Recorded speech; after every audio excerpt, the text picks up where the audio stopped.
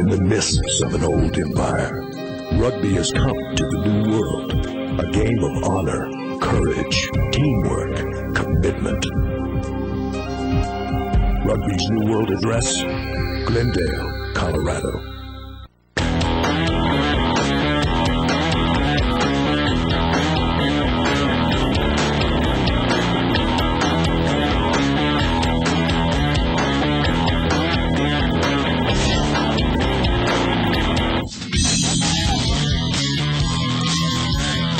From Infinity Park at Glendale, Colorado, it's time to crown another national champion as Red Mountain faces Brandywine for the USA Rugby Men's Championship.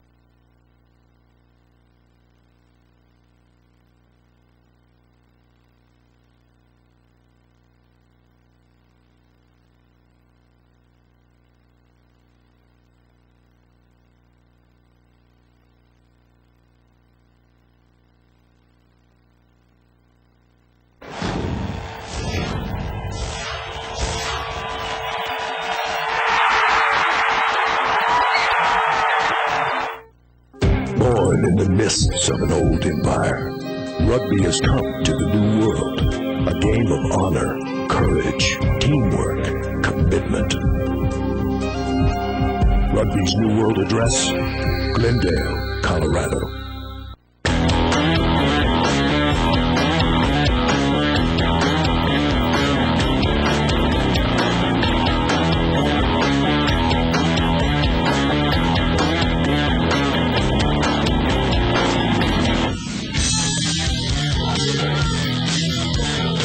From Infinity Park in Glendale, Colorado, it's time to crown another national champion as Red Mountain faces Brandywine for the USA Rugby Men's Club Division II Championship. Today on Fox Sports Net.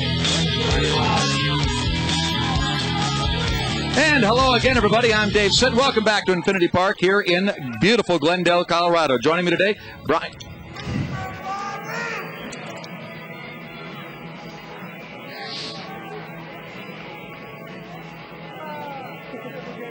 Rugby fans, are you ready for a Division II championship match?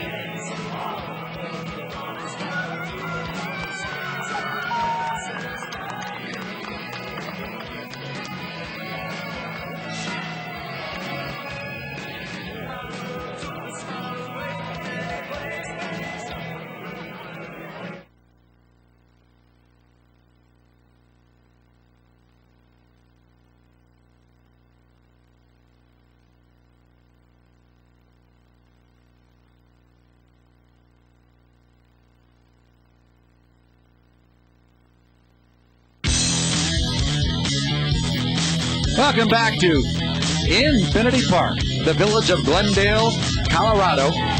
What has now become HQ for North American Rugby. This beautiful rugby-only facility built here has seen a wide range of outstanding rugby this week. And first of all, Brandywine, as you heard a moment ago from Brian Visser, they were the winners yesterday over Detroit. They start virtually the same side as yesterday. And they will be in the dark-colored black uniforms on your screen, going right to left. There you see Red Mountain, the team from Arizona. They go with the same lineup they used yesterday to beat Wisconsin. With one exception, they changed wings. Alex Anake starts for Moses Lange at wing. Our referee for this afternoon's contest, Tim Luscombe. And we have a great 80 minutes, presumably 80 minutes of rugby ahead of you. Yesterday in this stadium, in the Rugby Super League Championship, we saw the New York side take on Belmont Shore. They went 5 periods, 2 regulation overtime times, and then a sudden death. All right, into the first ruck we go. Kick into touch. It's a dandy, and David Bardwell out of Westchester University. Grew up in Drexel Hill, Pennsylvania. Teacher by trade. Kicks it into touch. And that's where we begin with Red Mountain. A very good line outside, gentlemen. Absolutely. We talked about in the opening. It's really a set-piece power game from Brandywine here. Red Mountain, all speed. So it should be an interesting matchup here. And it's also a battle of kind of youthful team against a very set group of veterans on this Brandywine team. 3 guys over 40 years old in the starting unit. From that 35-year-old Keith Cassidy. and they're going to look to contain this Red Mountain attack out wide. First kick from Williams, taken by Chuilo. He brings it out past 10 meters. Brandywine, effective in the ruck. Bring it outside, stick it in the arms of their centers. That's Jack Foley. Near midfield, out into touch, just shy of the line. And Coach George Bessler very happy with Jack Foley's performance yesterday. Had a really good all-around game against Detroit. Retained ball well, good support play, great defense. Not an overpowering player, but just a good, solid all-around player that you want in your midfield. Good take by Mike Bennett. He was a workhorse in the lineouts yesterday for Red Mountain. May have gone a touch forward. Ball taken by Anacci. Williams looking for space, reads it, picks it up. Big take there by the wing, John Convery. Convery, midway between the halfway line and 10 meters. Both teams feeling each other out. This kick's going to go directly in touch. As a result, Red Mountain will have a line out. The deepest set-piece foray for either side at the start of this match. Out on the full there, I think, Brandywine really has it in their mind to do some kicking, keep this team way down in their own end, so they're going to score tries. It's going to be from a long way away. Brandywine, as we mentioned, in red and black, and Red Mountain virtually all red today. Good ball from Jonathan Gray, two-time All-American out of Arizona. In they go, into the big pileup. There's Matt Brucker. He graduated from Arizona State University. On the far side, here comes, you don't see hookers kicking much, but John Grace puts it down. Scott Meade, the fullback. A marvelous game yesterday for Red Mountain. Gray, good ball service. Back out to the center it goes. Red Mountain setting. Gray goes back to Williams. Williams finds open grass. They're going to put a lot of pressure on Convery. Comes up with the kick, and it goes directly to touch. Straight out in front of the 22. So it's going to be a line out for Red Mountain. Brandywine looking for a late hit there. He didn't find it from the referee. Goes straight into touch. Gentlemen, by the way, the next 10 minutes of live action are brought to you by Cherry Creek Hotel with quick downtown access and high-speed internet. Check us out at cherrycreekhotel.com.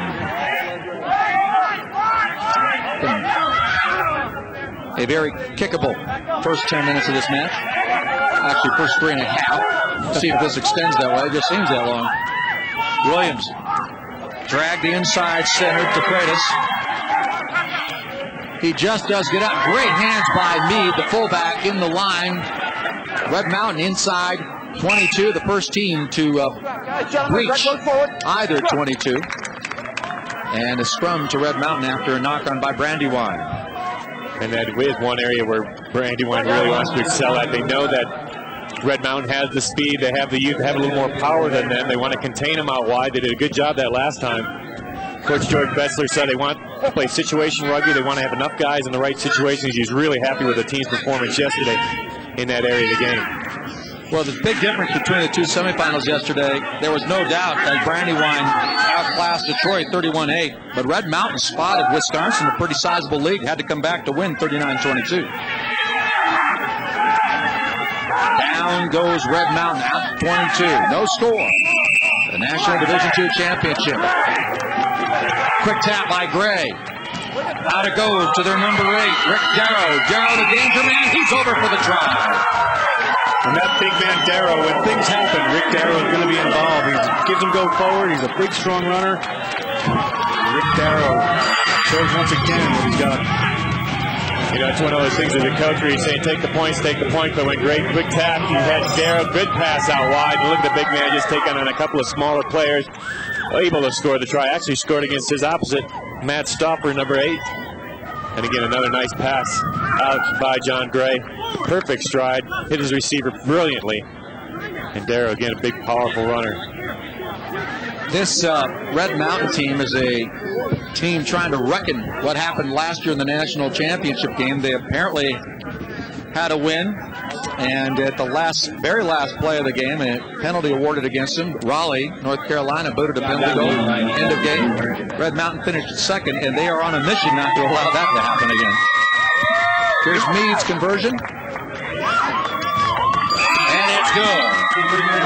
Interestingly enough, Dave, this Brandywine team beat Raleigh for the right to go to the round of 16. So the team that beat last year's national champ is playing last year's runner-up. So it's an interesting matchup. Could be a double avengement. 7-0 on the completed goal. Took Red Mountain 5 minutes to score. Here comes Brandywine again. You mentioned it, Brian. I think that a veteran player like Gray wasted no time, saw the opportunity, and threw that beautiful pass. Nice kick as it works out for Brandywine. They'll pin Red Mountain on the kick to touch. And it kind of sends a message also to Brandywine that this Red Mountain team is going to run at every opportunity. We saw yesterday they very explosive in attack, 34 unanswered points. And I was talking to the coach today, Kevin Torkelson for Red Mountain. He said they weren't worried when they're down 22-5. They want to come out, play the same level throughout the whole game. They don't want to start too high and then finish low. They want to continue to build throughout the game, and that's exactly what they did yesterday.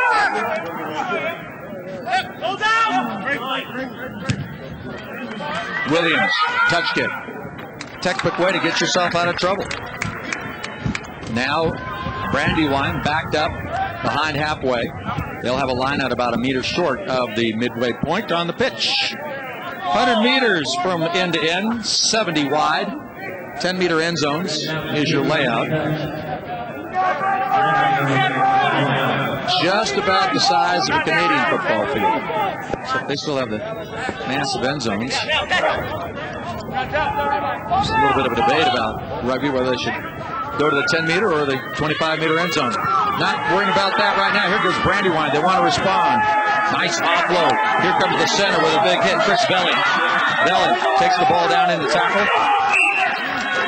And the ball was pushed forward, presumably by Belly. And it's going to be a Red Mountain scrum at the point of the knock-on. 45-year-old Chris Healy. Yeah. One of 3 40-year-old, 40-some-odd-year-olds in the crowd. I've never seen an open side flanker. David Sawhill is 44 years old. Whiteside George Betts out in the parking lot. He was recruiting old boys to continue. Gary Lambert was there. You almost signed Gary up.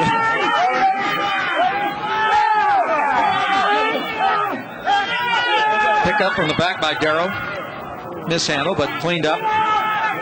Oh, with some speed is DeFreitas. Matt turns the corner, ball squirts loose. Play on, they say. And it's going to be a knock-on by Brandywine after the ball was inadvertently kicked forward. 7-0 Red Mountain, the National Championship Division II, United States Rugby Football Union. Dave, you talked about the dedication for Red Mountain this year, that they want to get this national championship under their belt. Matt Williams, totally dedicated to the cause, lost 30 pounds since last year's final. Really dedicated, wants to win that championship this year. There's that 8-9 play. Into Leibowitz. Yep, that's something that Matt Dowell put in years ago. Bring it back in, get it into the Giannino. And then the interception. Red Mountain with a little bit of a weave to get over the line, but they gave it away.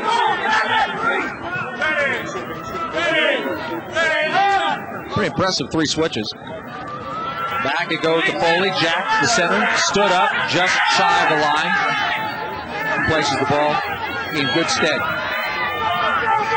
Oh, in space comes the fullback, Tuilo, but it was a forward pass from Bardwell. Unlucky for Toledo there. He was such a great part of this team in yesterday's semifinal. Let's see if we can see if it's forward or not. Referee right on it, very close. Tulia had a little bit of a break going. And here's another one of the old boys. Derdi Ramageo, over 40 years old. He's got a little cleaning up to do at the top of the head. Actually, it looks like it might be Nick Wood. Talking about George Betzler, who stands on the touchline right now. Boy, what a career he's had over the years. Been involved in the United States at the national team level, Maccabeah teams, all.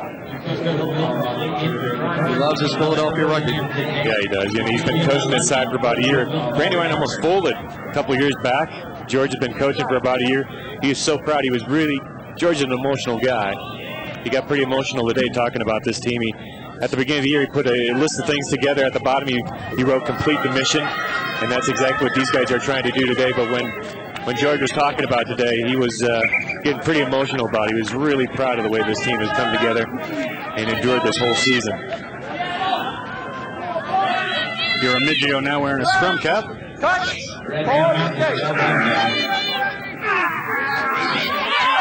Well, they stole that one, and they pick it up. Matt Stauffer, the number 8. And on the loose now is Valley.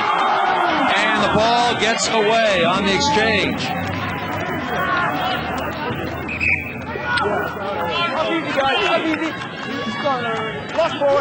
Ball is knocked. They're going to call knock forward on Red Mountain, and they'll defend the scrum. Another nice break here by Brandywine. Good play by the old man in the middle of that field. Chris Veely just couldn't finish it. And let's see if we see the knock. There's the knock by Red Mountain. Pretty good open play by both teams. Going to be a good opportunity here for Brandywine. Scrum about 7 or 8 meters out. You know, this will be an interesting matchup because Stauffer, the number 8 there for Brandywine, was very, very effective yesterday and is a big part of this game. We have 2 hard-running, hard-charging, yard-making number 8s. And I'd see Stauffer coming off the back here and Brandywine try to keep it tight. Well, let's see if they keep it close to the scrum. Not a whole lot of room on that weak side. 7-0. Brandywine trails Red Mountain, although Brandywine with the scrum put in. Oh, about 10 meters shy of the line. 11 minutes gone first half. Gentlemen, the one thing that will be interesting today is the bench, because both of these teams starting virtually the same size as they did yesterday. And I don't care if you had a tough game or not. They're all rugby matches are tough enough as it is that you're going to have some gas cans that are going to be spent. Missed tackle, however, good cover tackle by Maggio, the lock for Red Mountain. Brandywine, this is the power game you suggested earlier. They're going to try to keep it tight. Very difficult to defend that. Nice defensive work by Red Mountain to counter that. Nothing fancy about this Brandywine attack. This is George Betzler rugby, just situation rugby. Keep it tight, keep it close to the forwards. Here they come, boom. Will they get it? Will they hold him up? He's in the zone, he's got the try. And I'm pretty sure it was Andy Gary, the prop. Number 3 scored it. And that's more of the rugby they're used to in the mid-Atlantic area right there. I mean, keep it tight, get in there. Red Mountain is not used to defending around those fringes so much. So if Brandywine's going to win this game, those are the places they're going to have to attack. Right around the fringe, keep it tight, use that power, and use that wisdom. And again, just close to the vest for this Brandywine team. Just straightforward rugby. They did great pick and drives. Had 2 or 3 guys in support for the drive over. All in that forward pack. Well done. And Garrity, the recipient of the try. And here it is again. Let's see if we can get a look at it. But look at the drive. There's the try. Good positioning by the referee. 7-5 is now our score. We'll see about the conversion. The attempt by the fly half David Bardwell. With the angle, about a 35-meter kick.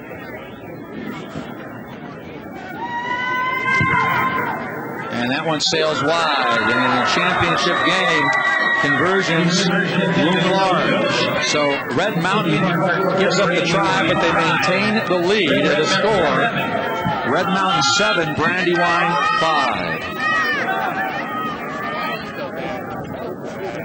Nice reply by Brandywine, getting back in this contest. Well, you two gave us an indication of how each team might achieve success today, and so far you're dead on. Red Mountain with a quick tap, sends it wide. Brandywine just muscles it down, right down Broadway. There's another good run by the number 8, John, you talked about, Matt Stauffer. Matt Stauffer is certainly a talented player, taking on his opposite number all the time. And Leibowitz with a long pass to Meade. Now they get it over to Onachi. Out near halfway with a good unload. Gets it to Scott Meade. Looks like Brandywine's going to win this ruck. Where's the football? Quality counter-ruck in there from Brandywine. This is a powerful team, and that 45-year-old Dealey is everywhere. Yeah, you don't see centers playing that aggressively in a ruck situation as he did. And here's Brandywine again, although it might be tough to do this for 44 meters or so. Presumably they'll get it out. Cassidy mining it. And finally, penalty offside against Red Mountain. Williams thought that ball was out at the base, but you saw Keith Cassidy trying to dig that ball out of the ruck. Some of these forwards just getting up a little bit slow for this Brandywine team. That was a vicious ruck, that last one. It's good to see. It was a powerful re-win of that ball gun, you're right. That's just a silly move by Williams there, because these Brandywine forwards are going to relish the chance to take down a line-out and drive it against Red Mountain, because that's where they know they're powerful. We saw Scott Mead got caught on the wrong side of that ruck. Watch Williams, you see him in the ball head, number 10 in the red. He thinks it's out at that point, comes in. Obviously saw it out, he knew the rule, or the law rather.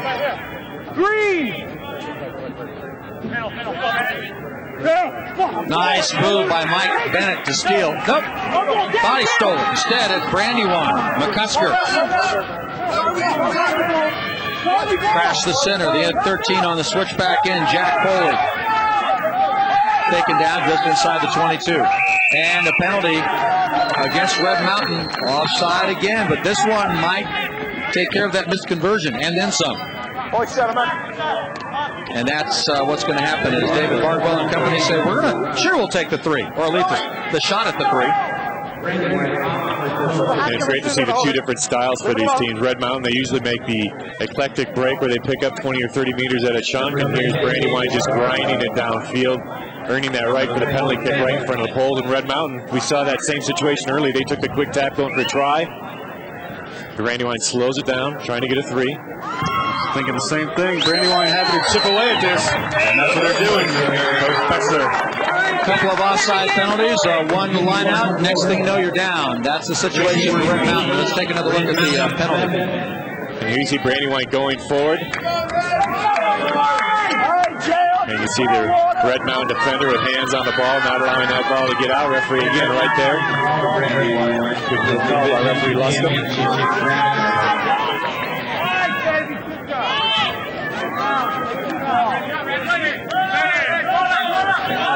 8-7 in favor of this team. Brandywine in the black, running from right to left on your screen. Nice recycle. Bardwell, tough yards, stays on his feet, gets through the line. And taken away by Red Mountain. It's going to be a scrum to Red Mountain. On a knock-on on the tackle as Bardwell hit the deck. This started not that dissimilar to yesterday when Wisconsin jumped up in some of the points. Red Mountain's been beaten by such scores this year that, you know, they look a little surprised early on when a team comes out and is really hard and really taking the sword to them.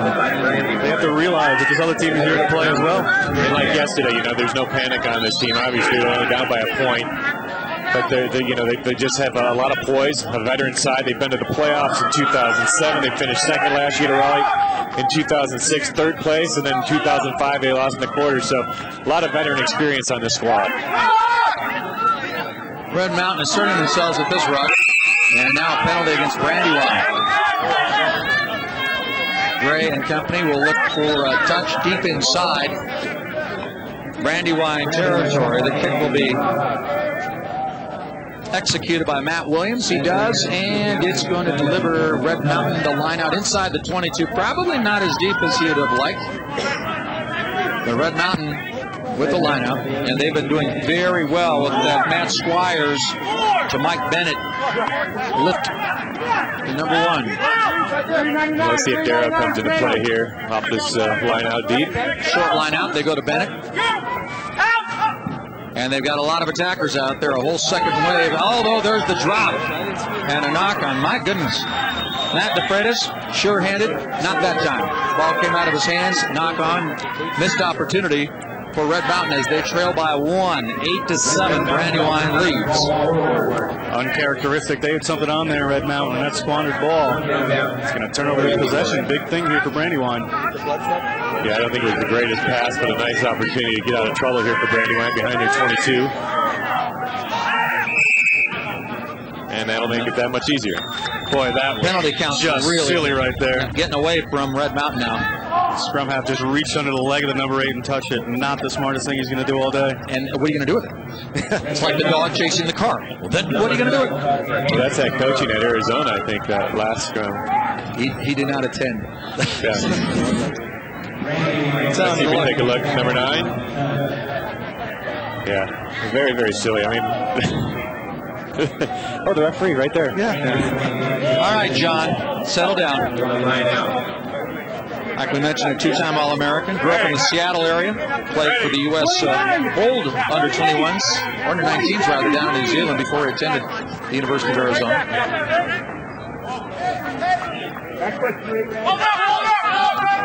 Brandywine again doing the simple things right. Going through the gap with Tuilo. And he carries Brandywine to the attacking 10-meter. Nice recycle. Bardwell's pass gets outside to that hooker again. John Grace, he's active. Brandywine taking advantage of the penalty. Grace again. A little bit of space. And a big one on the march now. They finally drag down Sawhill. 44-year-old flanker. Pick up from the back. Boy, Brandywine moving at will, tight, particularly inside the 22. Bardwell. Straight ahead, it goes to another one of the veterans, Favelli rather, at 45 years of age. Ball taken away. Nice bit of running there by Scott Just. Upended at the 22. Gray right there. Some space outside for Nucci. And he's going to deliver the kick, but it goes straight into touch. Right idea, but with his right foot, his momentum was taking the ball across the touchline. Brandywine with the ball. Nice deal there from Red Mountain, but the territory game here being won by Brandywine, staying down here, and that doesn't help. Yeah, right idea by the winger, but they get bad execution. Anachi. Let's take a look at it. Yeah, right when he left his foot, he knew he kicked it way too far. It's just a bad execution play. Now Brandywine very solid in the lineout so far. And again, John Grace, who you mentioned earlier, very good in the open field. One of the top runners for this Brandywine pack.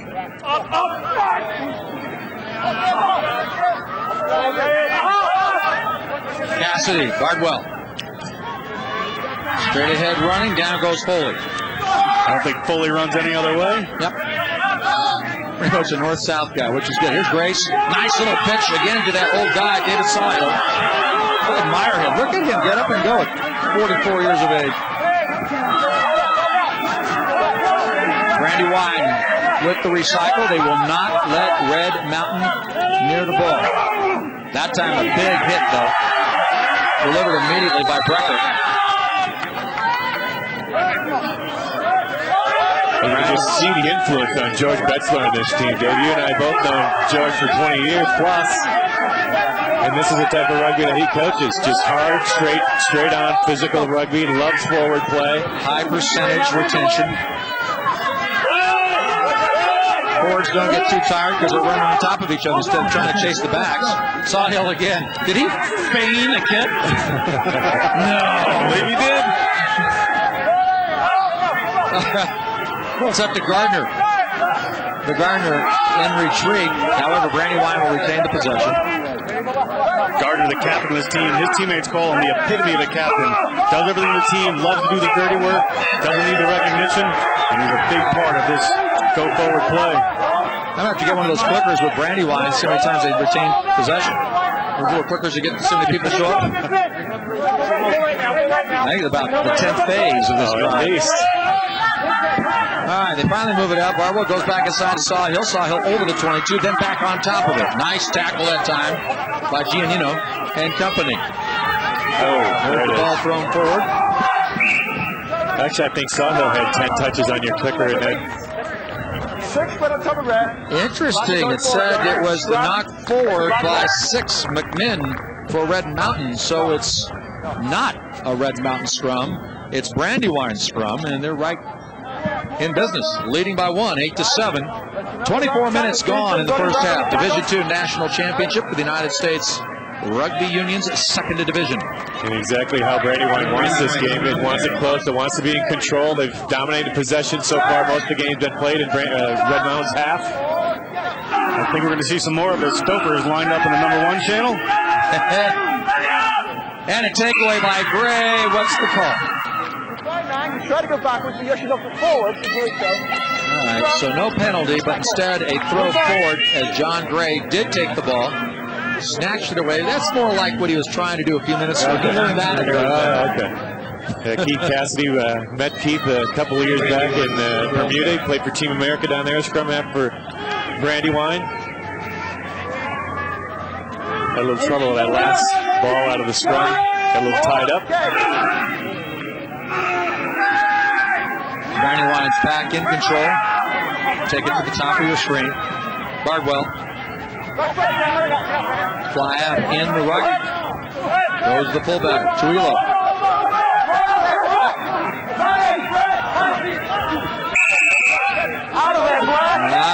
Over the top. Gray with a quick tap. They didn't give him 10 meters, so they're going to get another kick. Will Red Mountain. To Leo, a little man with the big boys in there, just couldn't hang on. Went into it. Red Mountain's going to steal it away for the release. And I'm not sure who made that tackle. That was a very good defensive play by Red Mountain. I think it might have been the #8, Darrow. He came up pretty slow from that last ruck. And a lovely kick by Williams puts Red Mountain on the other side of the pitch. And again, all that hard work by Brandywine. One kick, gets it right back down in the Red Mountain half. I'm looking at the Red Mountain forward pack, and they are conserving energy. I'll put it that way. Getting to the lineup, but who could blame them? Playing at altitude, and Bennett, Tate, got his feet, and twin brother, wide receiver Drew Bennett for the St. Louis Rams. Good hands running the family. Right through, they bring Meade. However, waiting for it was Brandywine. He gets caught just outside the game line. Good defense, and somebody put their hand in. Nope, they went over the top. Now this will be interesting to see what Red Mountain does. They do the right in front of the sticks, about 4 meters out. I think they're... To attack, they're going to go for the line out. Yeah, they were reticent yesterday. They had some easy goals in the first half, we noticed in the game. John, you might recall, and they just refused to pick a goal for a while. Yeah, they're a 5-point team. They're not big on 3-pointers. They'd rather get in there and take the tries, and they'll live by it and die by it. But they're a running team, and they're going to play the way they play. And they credit to their system. And they did a great job weathering that onslaught by Brandywine and near their own goal. Here's the big man. Darrow, ball not thrown straight. Nice setup. They've been moving Bennett in. They took Brandywine's attention, moved it to the front of the lineout, isolated the Darrow at the back. It would have worked had the throw been straight. Well, don't look too bad from that angle. Darrow, tough man to bring down in the open field. A few Brandywine guys happy about that whistle. I haven't seen much of Darrow yet today. He hasn't featured so much in the early parts of this game. We're almost 30 minutes in. I'm sure he'll get rolling sooner or later. Brandywine been controlling possession. That's probably one reason why. It's coming up here. Bardwell's kick. Just alongside us. Not like the play you made yesterday. Saving my monitor, yes. That's kind of like the highlight of my day. How do you have Bernie Mexted with his protecting the pitcher? That was a big difference. Yeah, he protected Murray's mug. All right. Line out to Red Mountain. They trail by 1. They let sub and nil. Allowed a try, scored by Brandywine, and then a penalty goal. Another take in the lineout. Williams sneaks it into Maggio. Toa in tackle. Williams again. Dummy again. Oh, that was inauspicious. Just loses it. Brandywine with a kick ahead. They got it. They got advantage, and they're going to get a penalty kick right now. Dangerous tackle assessed against Scott Meade. Scott Meade, not so much involved today, but right there just goes in to try to save it and ends up taking him down high. Well, it led to that because there's a bad pass in the back line of Red Mountain. And there's Meade.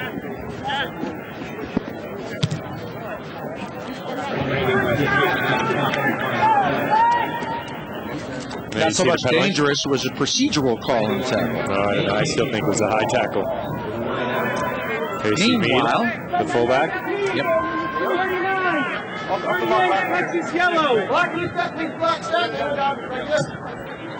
Well traveled in his collegiate career. Nice take at the top of that by McCusker. Brandywine exactly where they want to be. Inside 22 with a lot of forwards around the ball. They go up to Bardwell. Back to Foley. Foley inside 10 meters. They're going to test Red Mountain again. Here come the forwards. Red Mountains turned that one over. Great little piece of effort by one of the flankers. They did that. Good coverage back by the back three. Now they're going to try to run out. Here comes Williams. Boom. Down goes Mackey. Here's Williams again. He's anxious to get across the 22 and does. They started this at their own goal line. And who's on support? That's Gray. Gray with a good pass outside. Get it to Just. Just with one outside. Cuts back inside to the 22. Over 70 meters in this. Mead picks it up. Mead with help. Mead goes to the wing. Over is Anachi for the try. 100 meters. Wow. You know, when that play started, I was a little nervous thinking Williams might want to kick this ball away, but certainly proved me wrong. And again, the adage of running rugby for this Red Mountain team. Fantastic display of teamwork, great support, nice pass. I think great pass to really get him going around midfield was the key. Here's Williams weighing up his options brilliantly. And he spotted Gray there, but this pass from Gray, I think that was to his center. Was it no, Scott Just, I believe. He goes to the floor, quick ball right here. A good job by Mead. Pins this last man in defense. And sends Anache in for the try. Well done. Great team try by Red Mountain. That would be a how-to. Talking about your backs, coming up support of the tackle. Mead on the spot from his fullback position. Now he ran roughly, let's call it 78 meters in order to make that play. Here's his conversion kick, and if he's winded, who can blame him? Mead, maybe part of the team, big part of that play too. Haven't seen him do much today, but Scott Mead 2 tries yesterday. He gets the ball in his hands, walked out. You would figure that Alex Anachi, who did not play yesterday, was capable of carrying the ball the last few meters on a 100-meter try. He's rested. Not anymore. So, a little teeter, a little totter. That puts Red Mountain on the totter. Back up on top. 12-8. They reclaim the lead. Here's Brandywine, Bardwell. Does that go straight out? Yes, it did. It'll be a scrum midfield. Now, this is really the situation that Bardwell did not want to put his forwards in right now. Having a scrummage at midfield. Are they going to take the line out? They're going to take the line out. Interesting call. And those forwards for Brandywine have put a lot of work in. Those rucks and mauls, they get you tired. Here's the old workhorse, 44-year-old David Sawhill with a nice take. Running straight ahead, Matt Stauffer, big, hard 27-year-old, attended Westchester University. Always going to make those hard yards, Stauffer. Bardwell, across midfield, dragged down in the center by Scott Just. Bardwell, they've got a lot of black shirts on the far side. With a break, here's Grace, the hooker, down he goes, loses it in the tackle. And we'll see a Red Mountain scrum. The next 10 minutes of live action are brought to you by Courtyard by Marriott. Enjoy the Courtyard Denver Cherry Creek with quick access to Denver University, the Colorado Convention Center, and the Pepsi Center. To book your next stay, call 303-757-8797. Courtyard by Marriott. Grace there, a little unlucky, doing what he does so well, popping up in the midfield, taking that ball forward, giving Brandywine a few extra yards, but couldn't hang on to it that time. A little trouble for Red Mountain at the back of the scrum. Gray snaps it out to Williams. Oh, he caught it. Found a little space there. Oh, what a take by Tuilo. And a fake. Tuilo by Anachi, taken down by Williams. Boy, what a take that was on that hop. Williams down for Red Mountain. That's not good news for them. One of the reserves just sneaking in on his side for Brandywine. sneaking in down towards the 22-meter line. And a turnover. That would be Brian Dunbar, who entered this contest. And he didn't have the decency to tell us. All right, on the other side, here's Andrew Leibowitz. Leibowitz back to Gray, former teammates in college. Down goes McMinn. They snap it to Matt Squires, the hooker. Red Mountain scored a 100-meter try a moment ago. They're going to make this one 70. Lots of space, lots of time. Give it to the prop. Boom. Try to Matt Brecker, and Red Mountain has extended their lead. Boy, what fantastic rugby by Red Mountain. I love this counterattacking. You love the open play. Even though Brandywine's probably dominating possession, dominating territory, it doesn't take much for this Red Mountain team to just go on attack, reverse the trend, go against the grain, and score 70, 80-meter tries. And look at a prop like Brecker. I mean, he just goes wide out there. He's not worried about getting in tight. He knows they can play. He knows everybody can ruck. They push the ball wide, and Brecker touches one down in the corner. That and again, David off a quick tap penalty. Yeah, they love doing that. Up tempo. The defense is not set. 35 minutes into the first half. Red Mountain extends their lead, the largest they've had today, 17-8 over Brandywine of Pennsylvania. It's like exactly the same.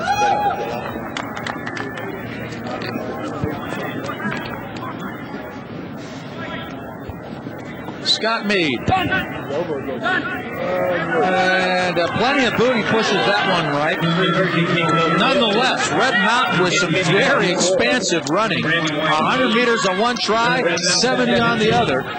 And with that, they take a 17-8 advantage over Brandywine in the final moments of the first half. Speaking, where does the time go? The next 10 minutes of live action are brought to you by the Hampton Inn. Make it Hampton. Call 303-692-1800 to book your room at this upscale and contemporary hotel, the Hampton Inn, Denver. I don't know. They were up there. Restart kick taken, and a battle going on out there. That's Rick Darrow. Gray minds it. Williams. Too many people in his face. Knocked down by the big lock, Owen Gardner. And the penalty on Gardner. I think that's a bit of a hard call. I thought that was fair game. I thought he was in there, and a great post by Gardner, but referee Luscombe doesn't agree with me. That ball came free. That was topping out. That was a fair play. But referee Luscombe didn't even bother asking you. We're always here to second guess him, Dave, so that's good to know. One of the few times this weekend he called it on number 4. The ball go off the side of his foot. Okay, that's where the penalty came from. I think that was number 5. Maybe he called it on Kevin Messner. That came in from the side because the ball looked like it was free game or fair game. No. Bob Cousy put in. Yeah. And right directly to Mike Bennett.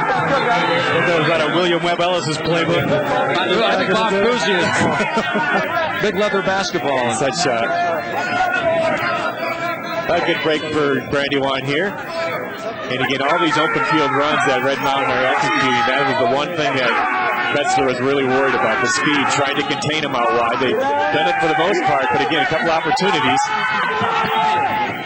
Immediately, that Red Mountain defense, notably Daniel Giannino. Unlucky there. Gives it to his counterpart, Maggio. Red Mountain gives it up. They lose it in the tackle. And what do you got? Penalty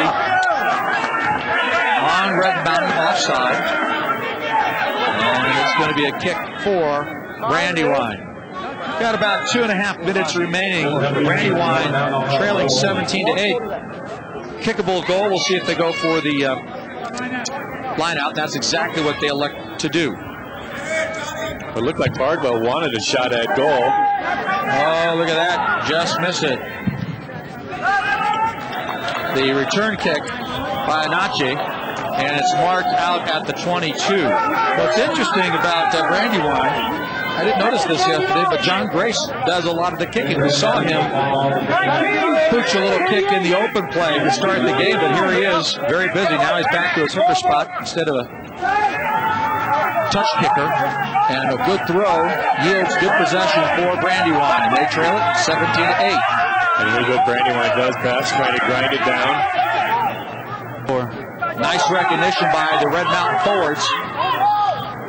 They come back to the blind. There's the Red Mountain defense all set up and waiting as Matt DeFreitas with the big hit. The one liability for Brandywine, they're taking a lot of time at the bottom of the ruck. It gives Red Mountain a lot of time to set their defense. Here's your drop goal attempt off the side of the foot. Waiting for it is Meade. Meade's going to put this to touch. Nice clearing kick by the fullback. I really thought Brandywine should have held on out there. I think it was an ill-advised drop goal. George Petzler's team would do really well going into halftime with another few points, even up a penalty or something. Did he give them something to build on for the next half? Yeah, the forwards have been very effective in the pick and drive. Try to grind out a try to get a penalty out of it. You're right in front of the sticks. I agree, John. Of course, if he kicked it and they went through, we probably said good job. 9, 11, block. Should be just about done with the half. And here we are. I'm glad Tim listens to me. He does listen to you, not to me all the time. All right, we've got the first half in the books. A couple of lead changes. Very exciting rugby. A 100-meter try, a 70-meter try, both by Red Mountain. Our halftime score. Red Mountain 17, Brandywine 8. The National Men's Club Championship Division 2 is at halftime.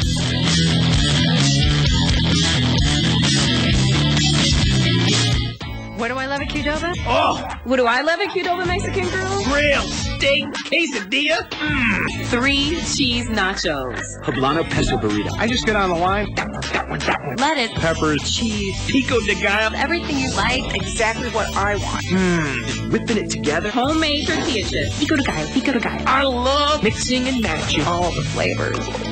They make it fast, Fresh. right in front of me. That's what I love at Qdoba Mexican Grill. Love that Qdoba. Hey, sorry to keep you waiting. I was cleaning up. I'm a neat freak.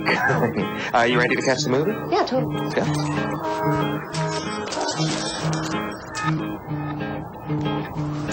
Couch. Someday, a new couch. Today, open a Wells Fargo free checking account and get unique tools that make managing your money easy. Seize yours someday at Wells Fargo.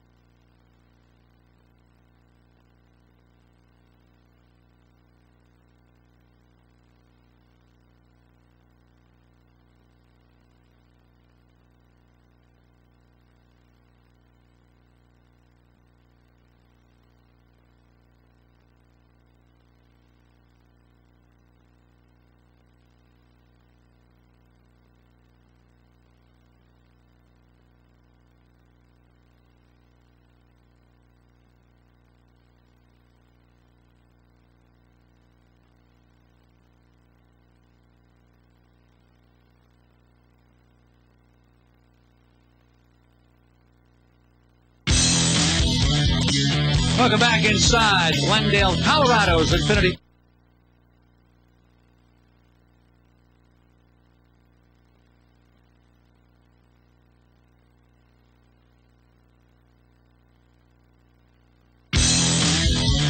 Welcome back into the friendly confines of Glendale, Colorado's Infinity Park. Brandywine trails Red Mountain 17-8 halftime of our National Division II Championship for the United States Rugby Union. Well, you guys called it before the game, Brian and John. You said that Brandywine would keep it tight and be strong, and they have. And you said that Red Mountain's going to throw it around. They did. Absolutely. Let's look at the highlight package. And we saw a little bit of that in the first half from both these sides. It was Red Mountain that got on the board first. Nice pass out to Rick Darrow. He scored the big number 8 down 7-0. And then another forward play by Brandywine after a long recycle period. The forwards drive it over. Garrity gets credit for the try. And Brandywine gets their only lead of the first half, 8-7, as Bardwell picked it up. And then Red Mountain on the attack. Here's the finish of that long 100-meter one. Meade takes that last defender on, passes it out to Anache. And this last try here for Red Mountain, you see Williams there, he just moves it out wide. And there it is, Darrow touching down is big number 1. All right, we will return to this exciting action. We'll have more of our halftime activities from Colorado right after this.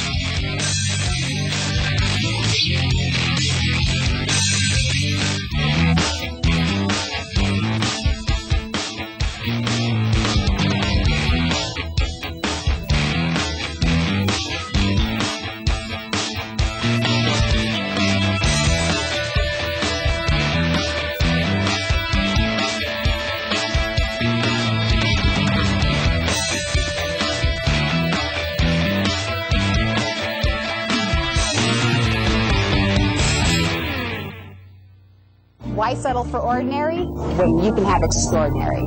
I'm Amy Rosacci. Whether you need something quick to feed your family on a busy Monday night, want to grill for friends on a Thursday, or prepare a fine gourmet meal for that Saturday night dinner party, Tony's can make it extraordinary. Come in today and experience the same extraordinary customer service and extraordinary food that my dad, Tony Rosacci, and our family has been offering since 1978. Come into Tony's Markets and experience the difference.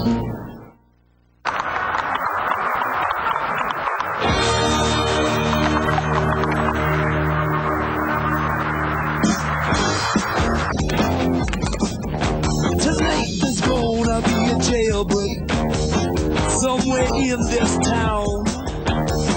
See, me and the boys, we don't like it, so we're getting up and going down. Tonight is gonna be a jailbreak. Somewhere in the town. What do I love at Qdoba? Oh! What do I love at Qdoba Mexican Grill? Grilled steak quesadilla. 3 cheese nachos. Poblano pinto burrito. I just get on the line. Lettuce. Peppers. Cheese. Pico de gallo. Everything you like. Exactly what I want. Just whipping it together. Homemade tortilla chips. Pico de gallo. Pico de gallo. I love mixing and matching all the flavors. They make it fast, Fresh, right in front of me. That's what I love at Qdoba Mexican Grill. Love that Qdoba.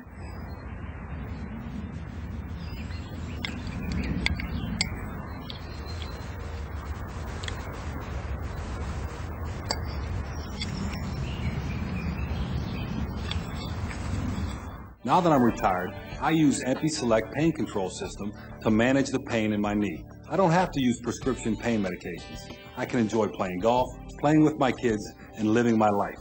The Select has helped me, and it can help you too.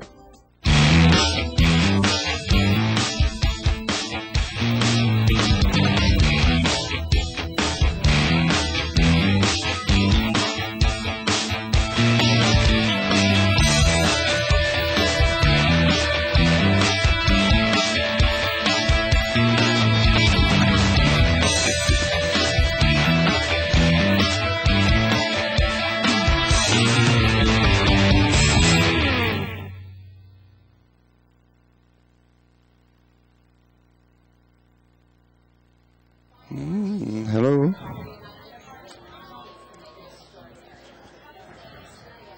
Yep.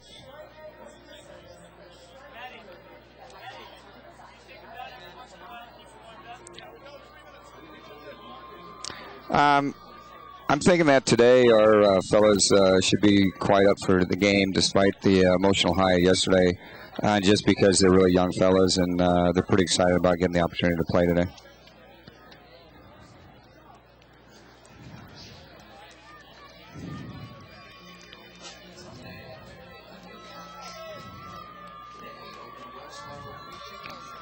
Well, if we're successful today, I think it should help us to continue to grow, which is really one of our main purposes and points, is that we want to grow rugby in this area, particularly in Glendale with our youth programs, and winning and being successful help us to develop all of our programs. I would say that Life should be playing their game, which is no mistakes, really no thrills rugby. They put the ball in behind, they kick it quite well, and then they cover all aspects of the game. They're really a solid coach team, and they play very, very well. We have some work to do to be able to defeat them. Thank you. Bye-bye.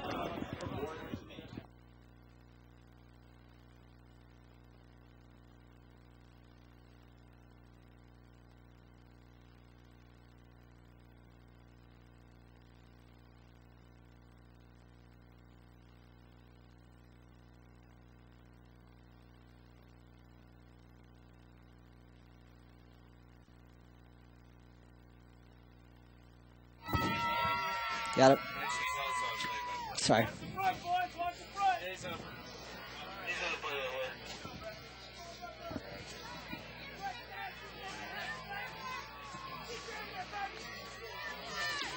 Studying them yesterday, I mean, they're definitely an 80-minute team.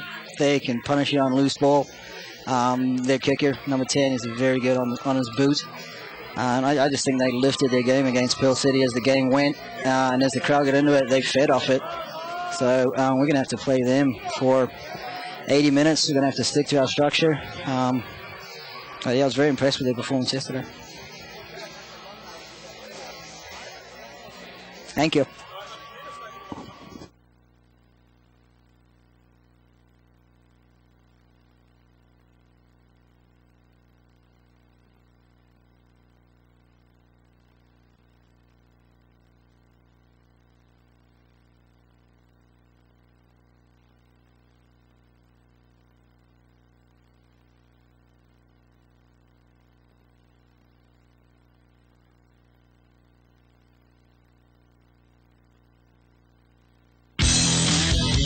All right, we are ready for the second half here in Glendale.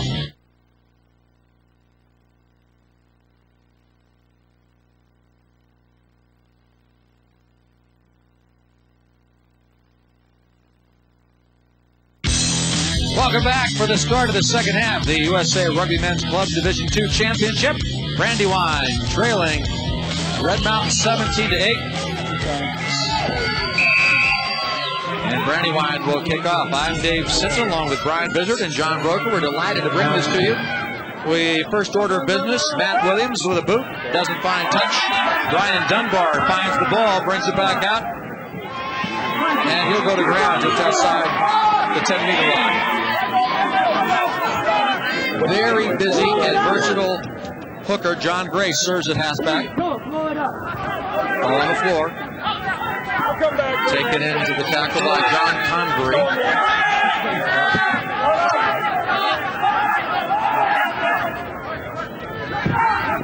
Grace puts it back into lock. Up again, here comes Gardner. Owen, the 6'2", 230-pound 34-year-old who went to Hofstra University. Fire here from the Brandywine team early in the second half. Just under a minute, and they're starting to hit things hard. It's 40 minutes for them. It's the end of their season. Take a look at Red Mountain this year in their march. You look at Mike Bennett, record 12-0. Look at that. Those are very gaudy numbers, gentlemen. 679 points. And they've given 102. And yesterday, Summer County, they gave 22 points to Wisconsin, 39-22 in the final. And yesterday, so a chance to look at Red Mountain as we take a look at some of the players getting assistance, water, etc. Looks like Keith Cassidy for Brandywine took a shot at that last ruck. Red Mountain came off, hit that ruck really strong. First ruck of the second half. All right, the next 10 minutes of live action are brought to you by Hampton Inn. Make it Hampton. Call 303-692-1800 to book your room at this upscale and contemporary hotel. Hampton Inn. Bringing you rugby union action. And he let him roll over that little baby. Matt Stauffer did. Bardwell's pass gets out into the center. Oh, good running that time by Belly. Crossing the game line. Gets to his fullback, Tuilo. Brandywine with possession for the first 2 minutes of this second half. Bardwell goes back to Gardner. Inside 10 meters.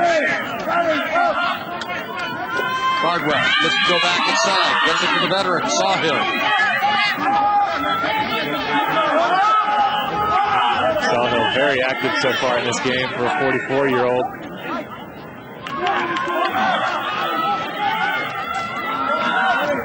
Well, here they come again. Hammering along. Out it goes. Oh, no. Passes to Bardwell. Picks up the bobble. Over to Dunbar. Dunbar is smashed. With a touch. Feeling a little cranky after that hit. A little excited, both of these teams. You know, they know that this half is very important.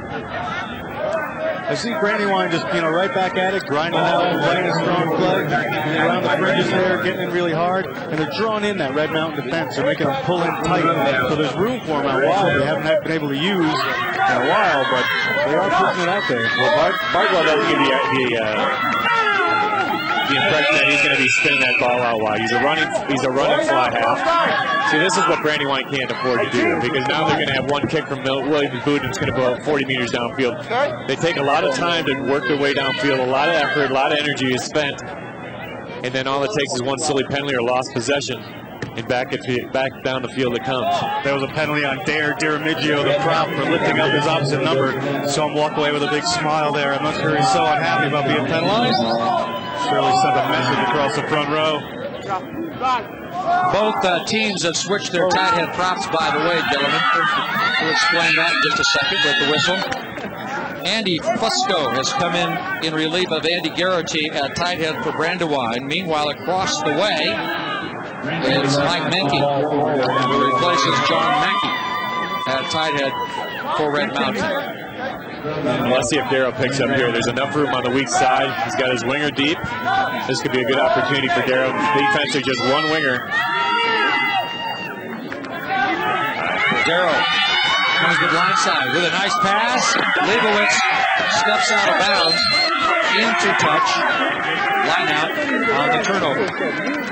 Boy, they almost pulled that off. Very tight quarters. Well, the scrum was being shunted the wrong way, and Darrow takes a wide approach to get back into play. If he would have just taken a straight out approach, he might have had a better opportunity to put his winger in the clear. Watch out, Darrow takes this long route around. If he just would have picked it up and went straight on, he would have had a much better opportunity to put his winger down that line. Just ran out of space. Bardwell gives it to the fullback. Tuilo carries Brandywine's possession over the halfway line. Grace, nice pass. Slips it back inside to Fusco. Crunch legs, the prop, lose it. Cassidy. The belly. Red Mountain sets their defense. Bardwell trying to sneak Foley through. And they turned it over the tackle. Red Mountain's got it. Gray sends a long pass onto the grass. Picked up in space. Nice bit of movement there by Scott Just, 200-pounder out of Arizona State University. Kick ahead. They're going to let it play on. Bad luck bounce. And then a tap. I think they're going to let this play on. Toledo should have taken that out of the air for Brandywine. He let it drop with a couple of Red Mountain players running down on him. Dangerous days doing that in your early 22. And then he was lucky he didn't get called for playing the man without the ball. Almost a Red Mountain well-worked try. But he gets so dangerous when they get that ball out wide. That's why I saw Gray throw that ball about 30 yards out in his back line. He didn't know who was going to hit, but he knew he had some men open out wide. And that's where Red Mountain can certainly be dangerous. A turnover like that, move it out wide in their wings. They can run.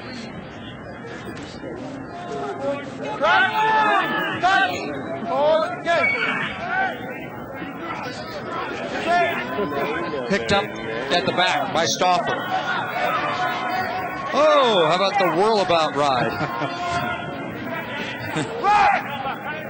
Dare taking that. Bardwell's kick. Sanacci looking for it. We'll see if they try a quick line out. Doesn't look like it. Great and they don't. Bardwell. Sure was. Just keeping his team in the game, keeping them downfield. He knows he's got to play in that Brandywine, that Red Mountain end. From the beginning, they want to make Red Mountain run for their tries. And we've seen a couple. Again, Brandywine, you know, the big work they put in, they can't afford the turnovers. They're real solid on the fundamentals. Betzler, of course, is a stickler for that. Ball, get the other side. Ball, get over there. Go down.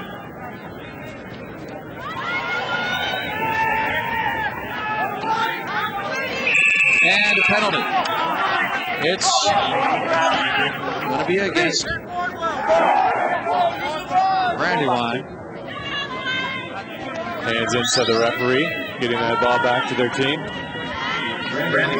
Gentlemen, yes. The next 10 minutes of live action are brought to you by Cherry Creek Hotel with quick downtown access and high-speed internet. Not quite as high speed as Red Mountain's up and back today. Check them out at cherrycreekhotel.com. John, you know about that hotel this weekend. I stayed there last night. It's quite a lovely hotel. Okay, let's see if we see it on Brandywine. Hands in. It looked like number 8 went over. That's in a good position. Leave it back inside for Williams. Matt still on his feet. Inside 22. Red Mountain with their best effort here in the second half. And a penalty of offside.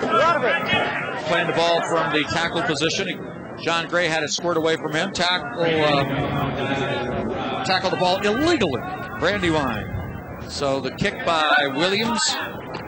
A good one. And Red Mountain with a line out about 5 meters from the try.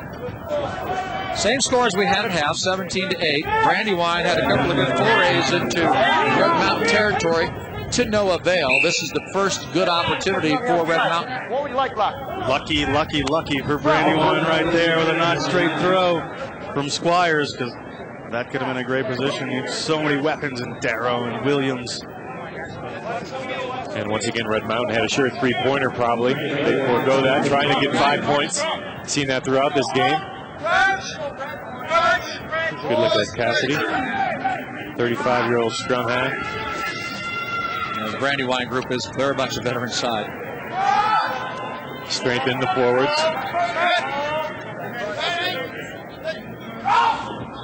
Pressure on the kick. They block it. Gray can't handle it. What do we got?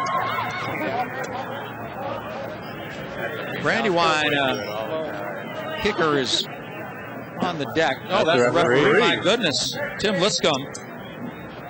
Now let's have another look. Let's take a look at this.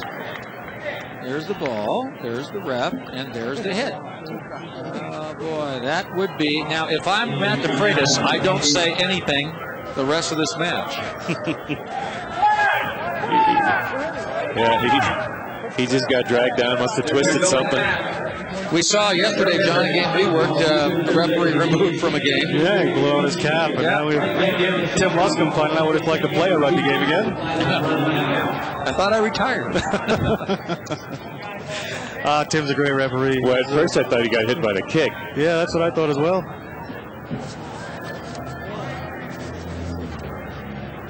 All right, 10 minutes of come and gone here in the second half.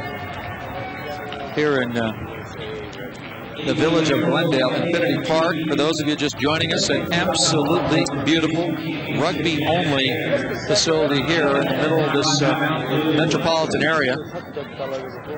As you take a look at the view to the south, modern conveniences around. I was told this morning by the city manager that they've got thousands of hotel rooms just in walking distance of this facility, so it makes a lot of sense. And Big crowd, overflow crowd last night for both the Glendale game and the Division I semifinal, and then, of course, the Rugby Super League final. They were enjoying themselves today. And it is Glendale, where Denver's the suburb. That's right. The Broncos will be moving to Glendale. All right.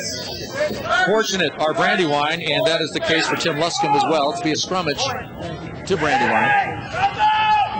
Ball came out. Gray with a good stab as it got into the arms of Stauffer. Here's another kick from behind. Williams doesn't pick it up. However, it is taken by Anachi. Alex into tackle, close to 22. He's got enough red guys behind him. Nope, turned it over. In the tackle, break. Nobody there. Good read by Bardwell. Great view of the space there by Bardwell. Leibowitz could not control it, but he did slow it down, so Red Mountain can get their defense organized. Into the tackle goes number 6, Steve McCusker.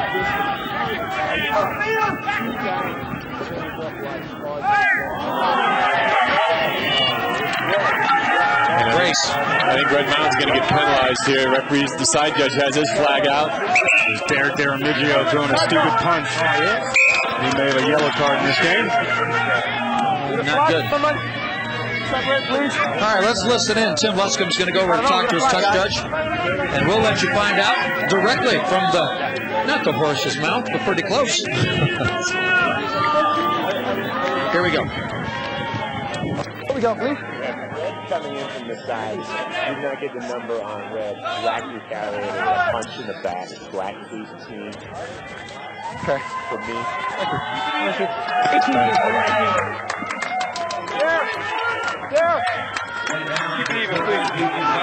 Don't kill us if you don't have to. Okay? We're down to the side of the breakdown. We will talk to them about that, okay? Retaliation with a punch. I don't want to see any more. Yes. Keep your players under control. We'll be good, okay? Yeah. Calm down. Yeah. Okay. Right, I want you to sit back. Dodged the bullet. Looks like no one's going to be penalized.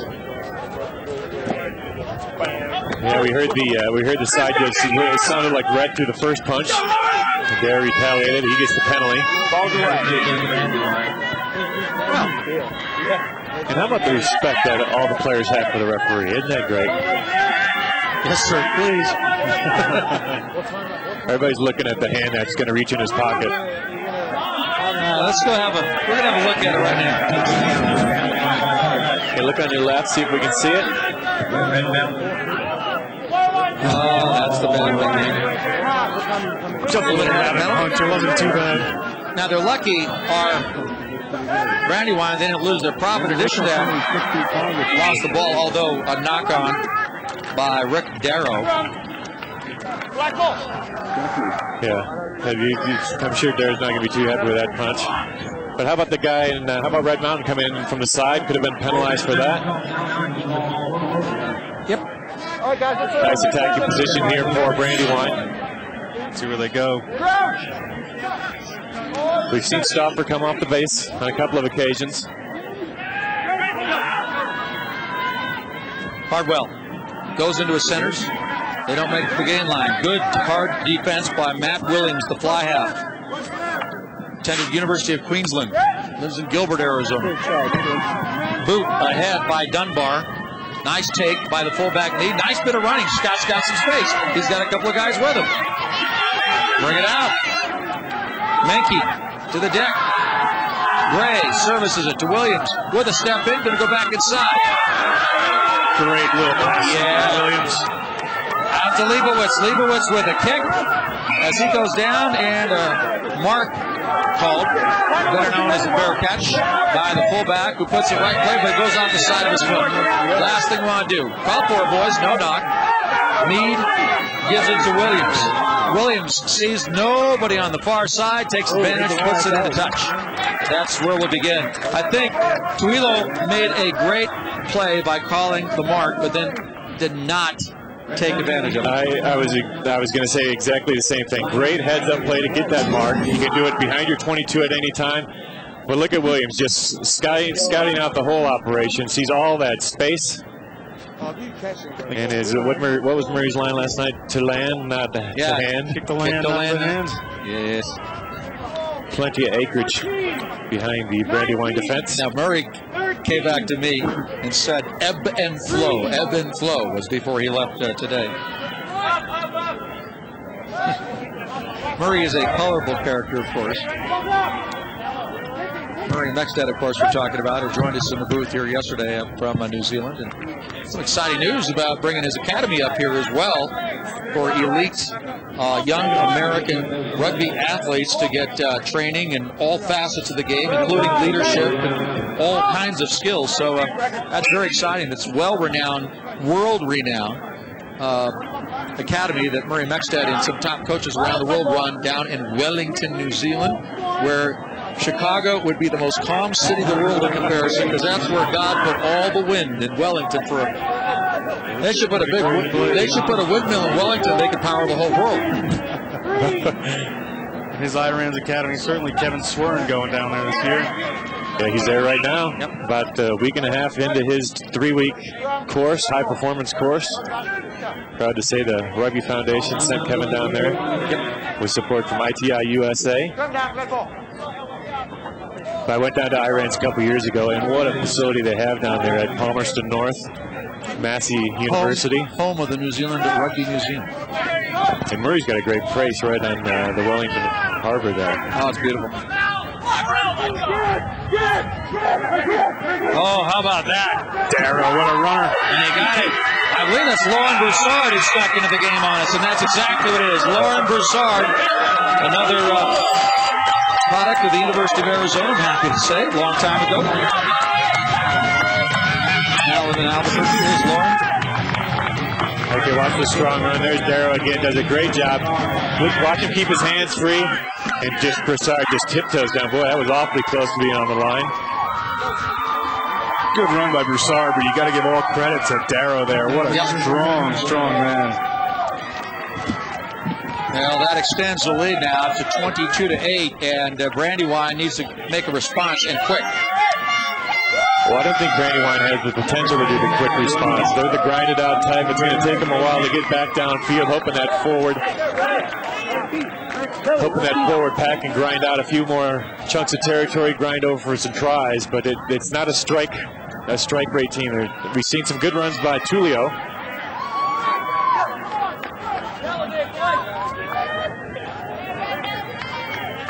Williams trying to add 2 more. Difficult kick. I think George Bessler is going to his bench again, and I want to double check this, but it looks to me, let's see, do you have that today's? Yes, you do.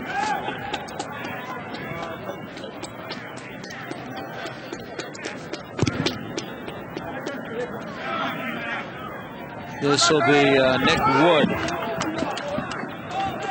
and Wood will replace number 7, David Saar. Yeah, that's right, that's on the wrong side. Also looks like Andy Fusco came in the lineup for number 6, Steve McCusker. Number 21, Fusco. We got that one. They didn't sneak that one by us. Okay, here's Williams. Very good kick again. Yeah, beautiful kick by Williams. I thought that almost got deflected by Brandywine. Let's see if the side judge caught the deflection. Nope. Thrown to Brandywine. A great season by both these teams. Brandywine here, just 20 minutes left in their season. I'm sure these boys don't want to go home empty-handed. See who's got the fire to pick it back up. Well, we talked about the drive for this Red Mountain team. They want to make amends for that loss in last year's final to Raleigh. Big lift that time from Williams. Take attempted by Convery. And offsides. Still the up-tempo rugby. So Leo very lucky there that he's not spending 10 minutes of bin. Knocking it away from Gray. Taking a page out of Gray's playbook from earlier in the game. Did he go to Arizona too? I'm not sure. They teach that cheating over there.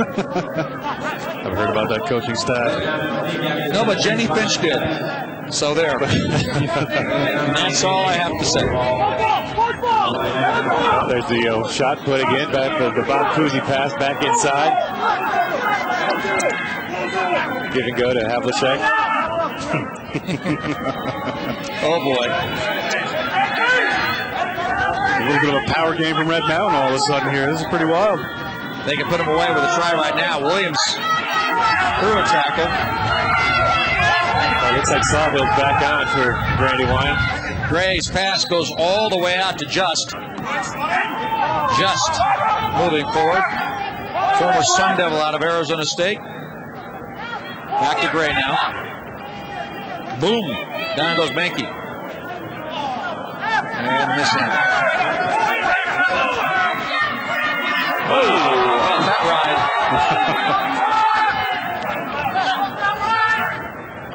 Quick it goes from Leibowitz back out to Williams. Williams cruising, cuts back in. He's going to be able to put it down wherever he wants. Right there. What a well-deserved try there for Matt Williams. Just directing this game beautifully from fly half. Coach says he's taking his rugby more seriously. He's really committed to winning the championship this year. And it looks like he's going to get a try in that championship game. Yeah, Williams has had a strong game. His tactics and thinking have been very good. He's been working his back line. He started some great movements for this Red Mountain team. It looks like here's Leibowitz. A couple more changes for Red Mountain. Leibowitz out. Matt Dallow, the veteran for the team. Number 22, he's in the lineup today. Yep. Well, I got Matt Dallow stories for you too. Scott Meade. Played his rugby at the Air Force Academy here in Colorado, at the University of Arizona, and finished at Arizona State University, all three. So it's 27-8 now. Red Mountain putting the big distance between them and Brandywine. And a lot of changes coming in. Tim Wirtz now. Andrew Leibowitz comes off, and Matt Dow on for Red Mountain. Tim Wirtz on, and Chris Veely off for Brandywine. Both coaches trying to get all their players in here in a final championship game. I think that's great. Yep, indeed. There's Dallow. That didn't take long. Nope. Matthew looking for somebody to throw to. Throws a beautiful forward pass. He did that yesterday too. Broussard grabs it. Back to Dallow. Dallow going to be run into touch finally. We were talking about Veely that left the game, the 45-year-old there for Brandywine. I just love this story. I was talking to him the other day, and he says, I was talking about George Betzler as a coach. He said he's such a tough coach. When headgear and shoulder pads first came out, the reason I bought them was to make it through a George Betzler practice. It had nothing to do with the game, but that just says something about the way they do it in Brandywine. Hey, I toured Wales with George Betzler as coach. 3 weeks in Wales when it rained nonstop doing 2 days. Yeah, I think every guy on that tour remembers George. And George is a great guy. He put his life for U.S. Rugby. Still does a little bit of work for USA Rugby. And Mr. Lineout. I mean, I remember when he did the first tape on the lineouts. It was all George. Back in the day when tapes were somewhat new. All right, Brandywine trying to counter. They trail it 27-8. Both coaches going to the bench. Ball trickles into touch. And first it's going to be a penalty against Red Mountain. Now we're talking about Matt Dallow. He came to the United States on scholarship as a decathlete out of New Zealand. He was probably going to be the silver medal. He was thinking he might be a silver medalist for New Zealand in the '96 Olympics. Couldn't keep from playing some club rugby. Blew out his knee and ended up obviously playing some more rugby this year, Matt. Then he played for the United States, was capped for the U.S. in their sevens program, and then decided to start the New Zealand bobsled program, made that, and then they didn't qualify at the last second for the last Olympics. But it's been quite a ride for Matt. Works now down in Dunedin, New Zealand. He was the coach, the former coach of Red Mountain, and very instrumental in its development. And he turned the reins over to his friend Kevin Torkelson, who is the coach. And looks like it's going to get the national championship. Scott Meade waits for it. And he's going to bang this one to the other end of the field. And this is going to be like one of those perfect kicks. It's going to roll and die just in front of the try line, meaning that Tuilo has to play it. And he's going to try to bring it out all by himself. May not be well advised. He hung on to the ball, so he's penalized. And that, again, gets to that whole percentage thing about what you do behind the line there. Just great follow-up by Meade there. You know, for my money, he is one of the top players on this team here for Red Mountain. With him at the back at fullback, they have nothing to worry about. They can run what they want. They know they have a steady character back there. Well, up the spine, if you look at Red Mountain, Squire's a really good hooker. You got Rick there at number 8, John Gray, and Matt Williams, very effective at 9 and 10. And then Meade, a very capable and safe fullback at the back.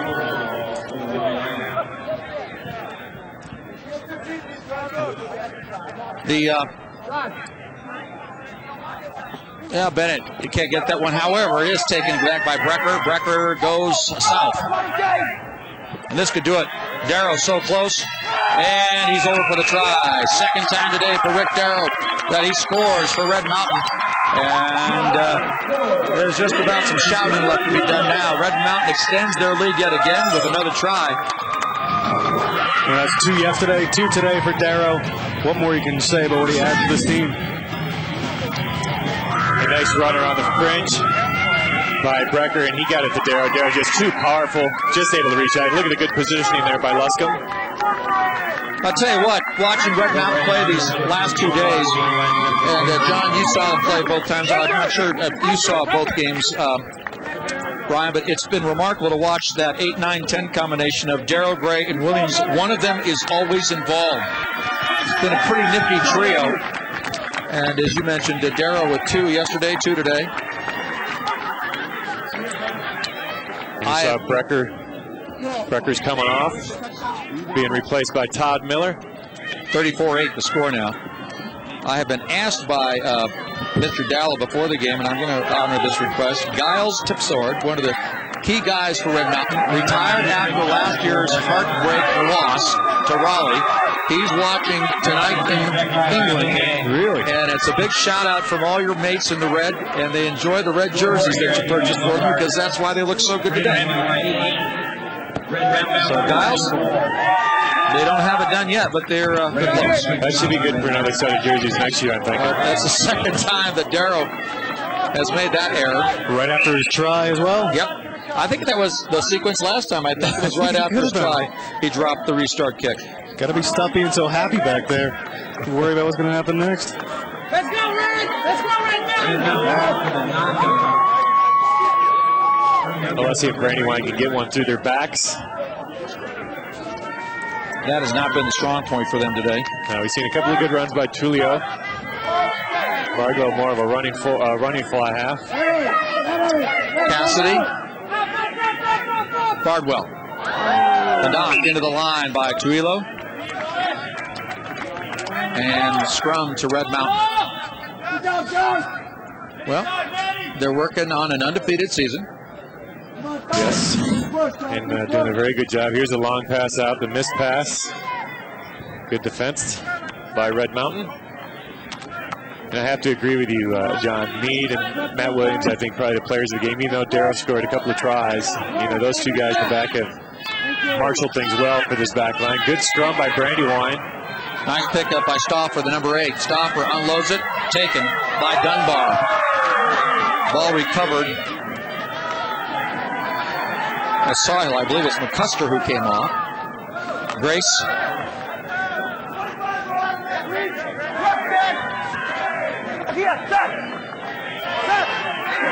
All right, Brandywine's going to pick it up in just a second here. Tick, tick, tick, tick, tick, tick, tick, tick. Give it back inside to Wood. Stays back in the same tackle. That's really what you call recycling the tackle. That conserves the forward energy. You guys stay there. Brandywine. We're going to give it a go. Here's Sahil again. How about this guy? Playing out here again, 44 years old. Going to go the distance. Bardwell. Nice play by Bardwell to stay out of the way and not get an obstruction call. Here he goes again. Gives it to his number 8, Stauffer. Stauffer down just inside 22.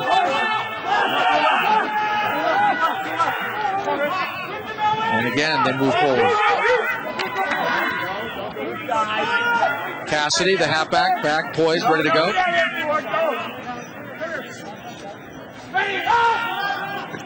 Sahil, boom, boom, down he goes, but there's Brandywine black jerseys right there to recycle. Grace playing fly half finally, and his pass dropped by Foley, and that ends the Brandywine attack. Just over 10 minutes, and a Brandywine mistake there is going to get Red Mountain back downfield. All that hard work for naught.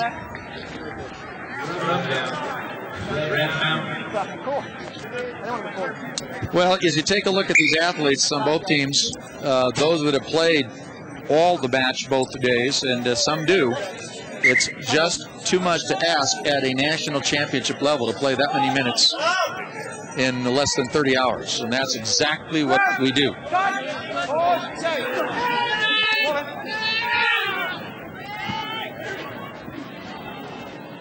Brandywine switching some jerseys around. They got Tim Wirtz in, wearing number 6, and he's hooking. And that's the switch being made right now. So Grace will come off. We saw him do everything today. He threw in the lineouts. He took a punt to touch. He was a hooker. We saw him play fly half. We saw him run. This guy did everything today for Brandywine. John Grace, Penn State grad out of that wonderful program for the Nittany Lions, 29 years old, and he will fight again. So he's done for the day. Dave, all week long we've seen hookers that have been very active. We saw a couple of good ones in the Super League final yesterday. All right, here's Bardwell. He's got the ball popped up. Can he unload it? Gets a right to Wirtz. Wirtz just into the game and put him down on the deck. Nice cover that time by Brandywine to keep the possession. And it's going to be a scrum to Brandywine, about 5 meters out. Well, credit Brandywine. Down on the scoreboard, 34-8. Now they're fighting mad. They're now still fighting Red Mountain. No quitting these guys. Good defensive play by Keith Cassidy. You saw the way he dove on that ball, that loose ball that came out. Did a great job securing possession for Brandywine. Allowed them to keep that scrum 5 meters out from their line. Looks like wholesale changes again. A couple of Red Mountain guys coming on. Yeah, I wonder if anybody's keeping track anymore. They might have just use 15 subs and nobody knows. Brandywine might try it here. Yeah, leave at 6. They put a starter's uniform back in on Wirtz. It's like Kyle Reiner coming in. Oh, I see what happened. For Jack Foley. Foley getting a strong game in the semi yesterday. Helped Brandywine get to this final.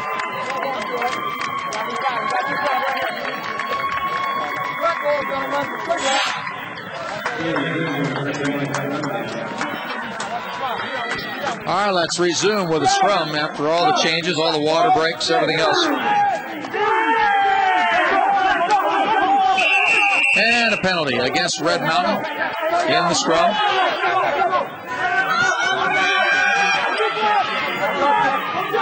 And they dance it in to Brandywine. So a power move by the forward pack after a penalty in the scrum against Red Mountain, and they are rewarded with a try. The score now 34-13. And Owen Gardner driven over that time by Dare DeRemigio. All credit to these forwards from Brandywine. They certainly put up a fight today.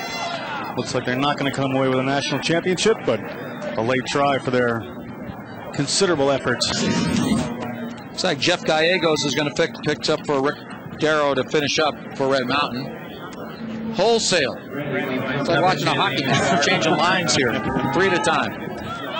Bardwell will attempt the conversion, and before he does, I'll tell you, the next 10 minutes of live action are brought to you by Cherry Creek Hotel with quick downtown access and high-speed internet. Check us out at cherrycreekhotel.com. Bardwell's boot. Oh, he sends this long, just wide left. Nicely struck there. From Sure was. Bardwell late in this game. They have one more change. Kyle Reiner is wearing number 12. He's number 22 on our roster. He came in for 15 to Leo. I don't want to do this anymore.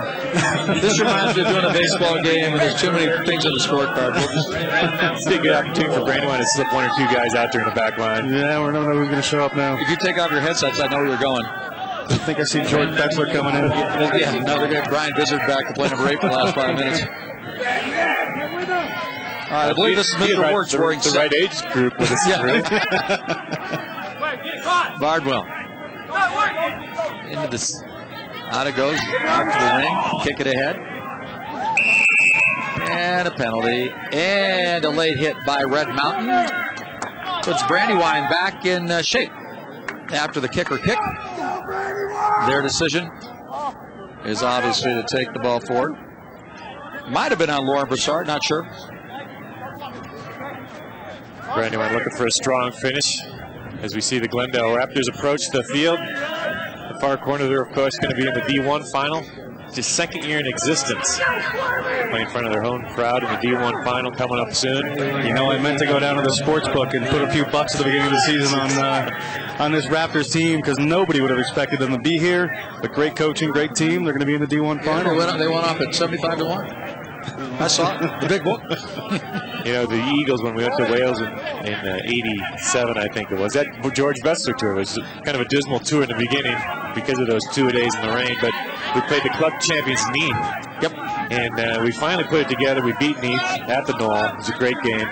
And we found out that night we were 200-1 on the books. Oh, somebody. Oh, you had nothing down on it, did you, Viz? No, we didn't know. I'm praying Bob Watkins. Yeah, I would at there. least put a couple bucks on it. All right. Ding bang. It's Greg McLaughlin who took that in the tackle for Brandywine. The ball's turned over now to Red Mountain. Dunbar's been a pretty good back for Brandywine today. Came in as a reserve.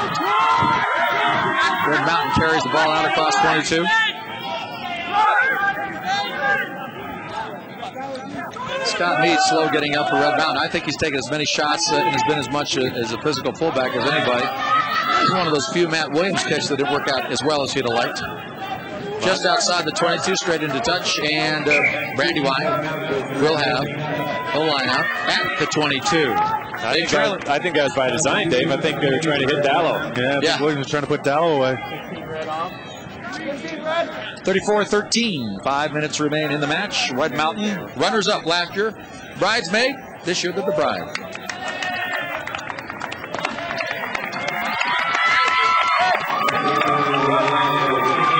Scotty Meade comes out the pitch, and he is greeted with the most enthusiastic response of anybody coming off for Red Mountain.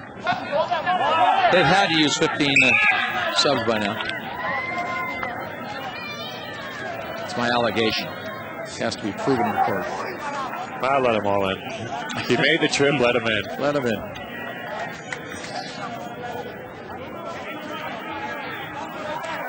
You wouldn't know it, but Kevin Torkelson in front of us. Kevin Torkelson could play a maiden game in his day, too. So both Torkelson and Dallow have coached this team. Both have been players for this side. So there's a lot of heritage in this Red Mountain club.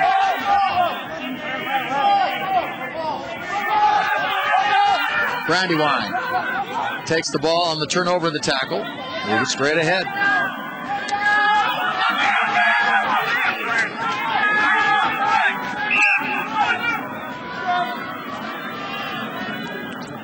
That's an interesting way for referee. Let's go into this one, back and forth. Brandywine still playing strong. Just a few minutes left in this contest. Trying to notch one more try. Not sure they have 21 points in them. It would have been nice to see them get another 7 on the board.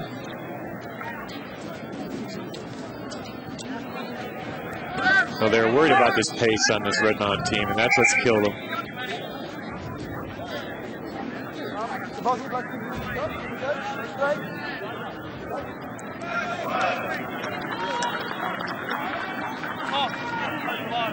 And here's a good opportunity for Brandywine. Good attacking position, back split.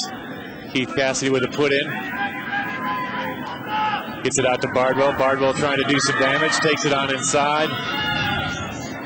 Fends off. It looks like Red Mountain's come over the top, but Brandywine continues to go forward. Looked like Kyle Reiner.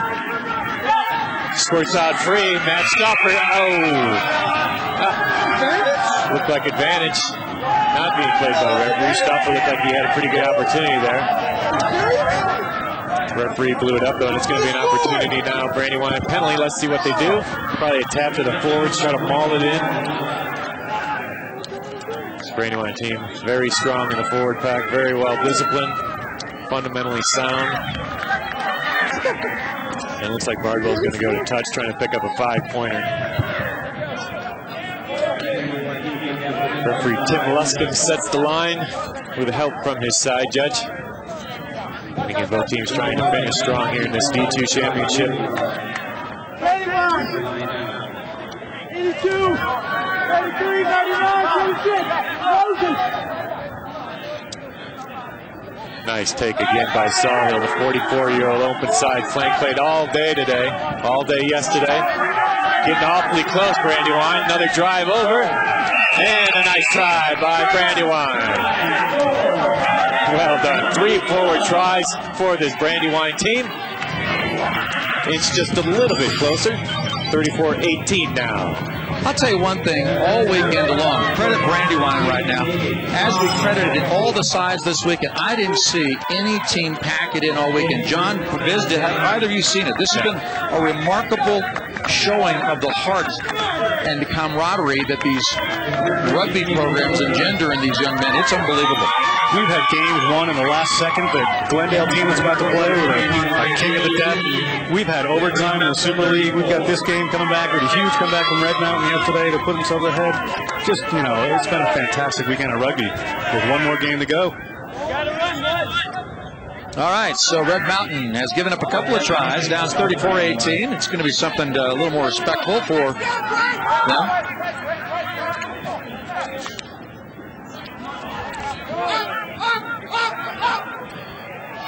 Oh, well, I'll tell you what. Now Scott Just, former Sun Devils, almost launched to heaven. Look at that late defense there. Oh, look at Williams with the block, with the try, and down he goes. I can't wait to see the reaction here.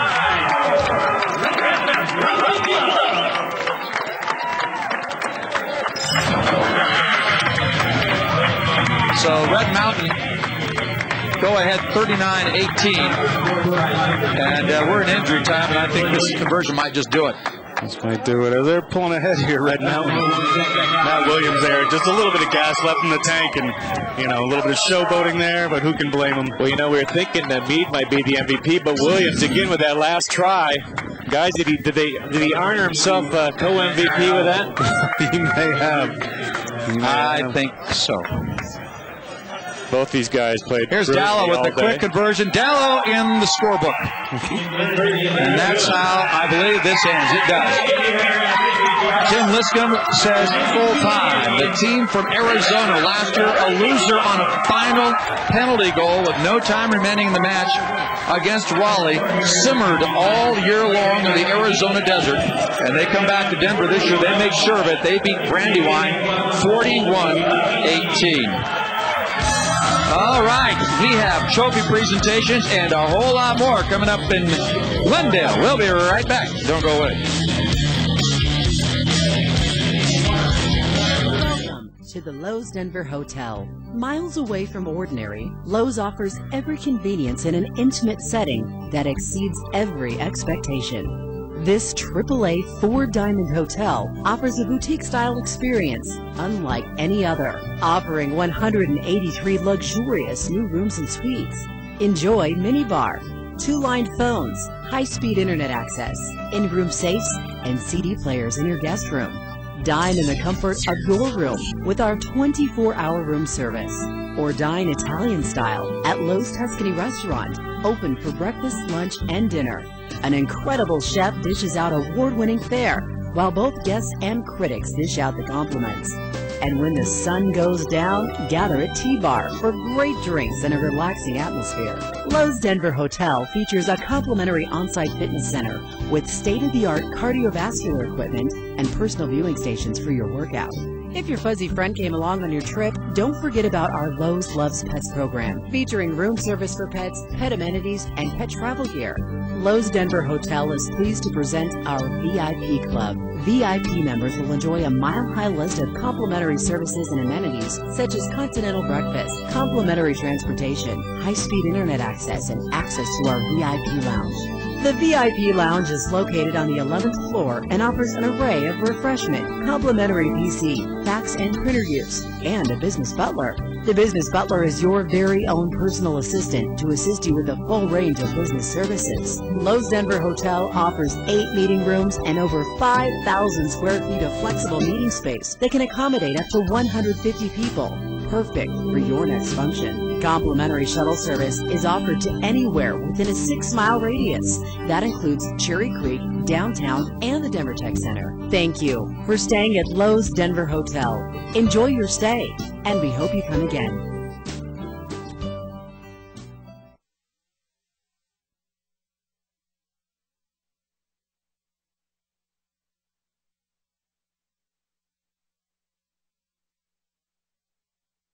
And then I'll come back.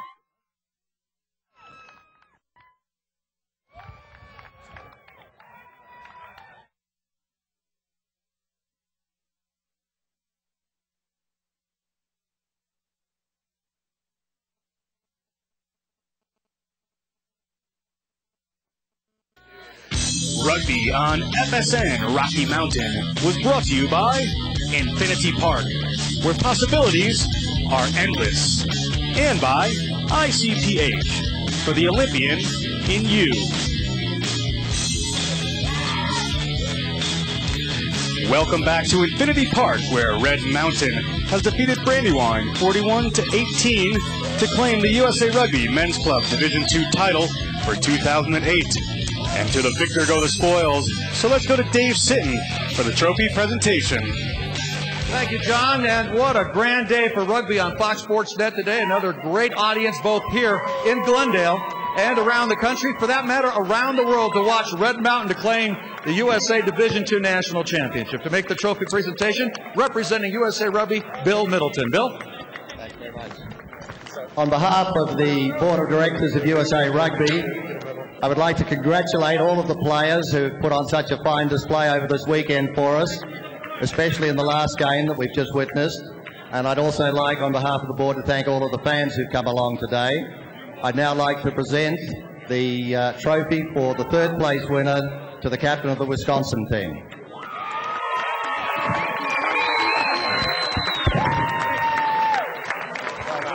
Great effort. Well done, guys.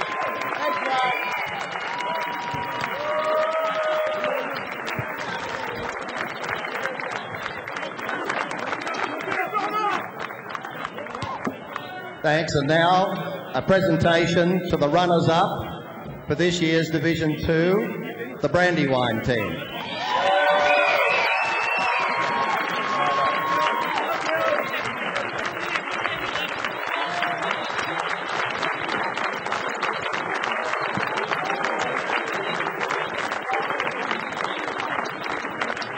And now to the winners of the Division II for 2008.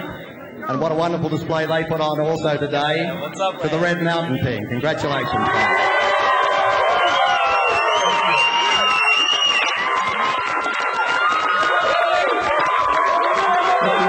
Mr. Williams, congratulations to Red Mountain, our D2 national champions this year. Just missed by a whisker last year, and they took care of business this year. All right, we will now make the presentation of the Most Valuable Player Award. Joining us now here, representing the town of, or village of Glendale, of course, Infinity Park, the man so responsible for us being here today. Please welcome Mike Donovan. Mike. Thank you, Mr. Sitton. Ladies and gentlemen, thank you for coming out to see what I think is the world's greatest sport. Taking part in something that develops relationships for the rest of your life. The difference is that we're seeing a group of warriors out here today that will play together for the rest of their lives. They have ceased being opponents at this moment, and they're brothers in the rugby fraternity. And we have a little tradition we do here. Gentlemen, 3 cheers for the audience. Hip, hip. Hooray! Hip, hip. Hooray! Hip, hip. Hooray! Well done.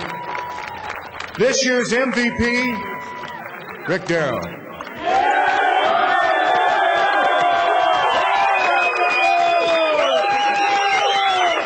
Now, it's a rugby tradition, Rick. You've got to say a few words and attempt to be eloquent in the process.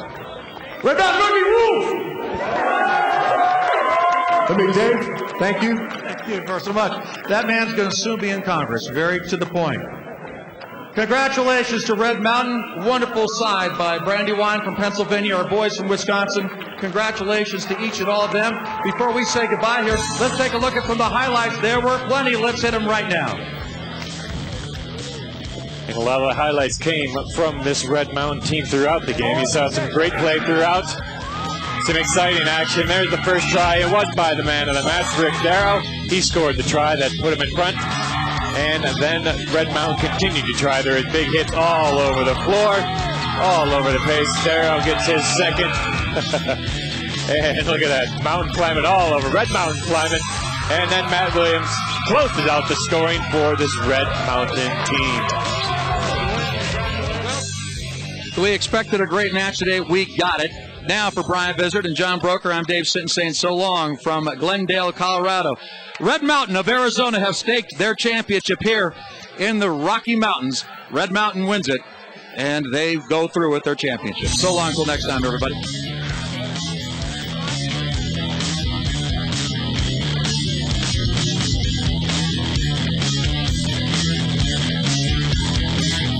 Why settle for ordinary when you can have extraordinary? I'm Amy Rosacci. Whether you need something quick to feed your family on a busy Monday night, want to grill for friends on a Thursday, or prepare a fine gourmet meal for that Saturday night dinner party, Tony's can make it extraordinary. Come in today and experience the same extraordinary customer service and extraordinary food that my dad, Tony Rosacci, and our family has been offering since 1978. Come into Tony's Markets and experience the difference.